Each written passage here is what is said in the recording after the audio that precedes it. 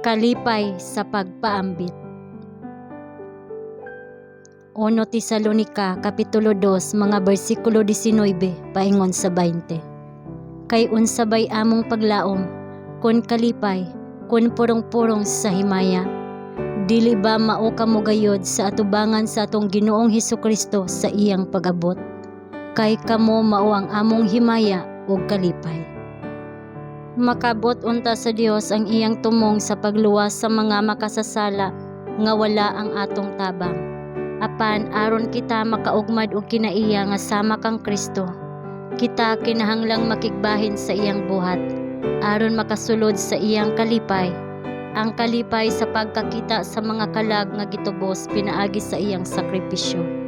Kinahanglan kitang moapil sa iyang mga paghago alang sa ilang katubsanan. Nakita ni Jesus sa matag kalag ang usa nga kinahanglan hatagan og tawag alang sa iyang gingharian.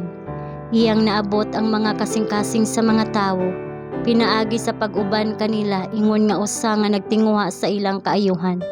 Gipangita niya sila sa publikong mga dalan, sa pribadong mga balay, sa mga sakayan, sa sinagoga, sa daplin sa lanaw ug sa kumbira sa kasal.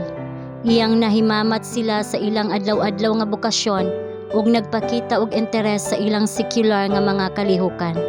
Iyang gidala ang iyang panudlo ngadto sa panimalay, nagdala sa mga pamilya sa ilang kaugalingong mga panimalay, ubos sa impluwensya sa iyang Diosnong presensya. Ang iyang lig-on nga personal nga simpatiya nakatabang sa pagdaog sa mga kasing-kasing. Pinaagi sa personal nga kontak ug pakig-uban nga gibansay ni Jesus ang iyang mga disipulo. Usahay siya nagtudlo kanila nga naglingkod uban kanila sa kiliran sa bukid. Usahay sa daplin sa dagat o naglakaw uban kanila sa dalan. Iyang gipadayag ang mga misteryo sa gingharian sa Dios. Wala siya mag-sermon sama sa mga tawo karon. Bisan diin ang mga kasing-kasing bukas sa pagdawat sa Dios nun nga mensahe, iyang gibuklad ang mga kamatuoran sa dalan sa kaluwasan. Wala niya sugua ang iyang mga disipulo sa pagbuhat niini o niana, apan miingon, sumunod ka kanako. Sa iyang mga pagpanaw sa kayutaan ug mga syudad, iyang gidala sila uban kaniya, aron ilang makita giunsa niya pagtudlo ang mga tawo. Ang panig-ingnan ni Kristo sa pagdugtong sa iyang kaugalingon nga interes sa katawhan, kinahanglang sundon sa tanan nga nagsangyaw sa iyang pulong ug sa tanan nga nakadawat sa ebanghelyo sa iyang grasya.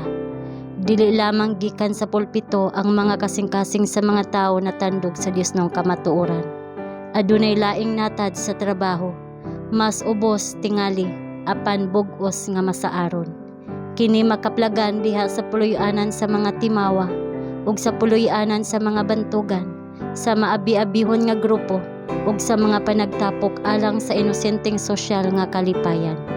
Bisan asa kita moadto, atong dad-on si Jesus uban kanato ug ipadayag ngadto sa uban ang kabililhon sa atong manuluwas.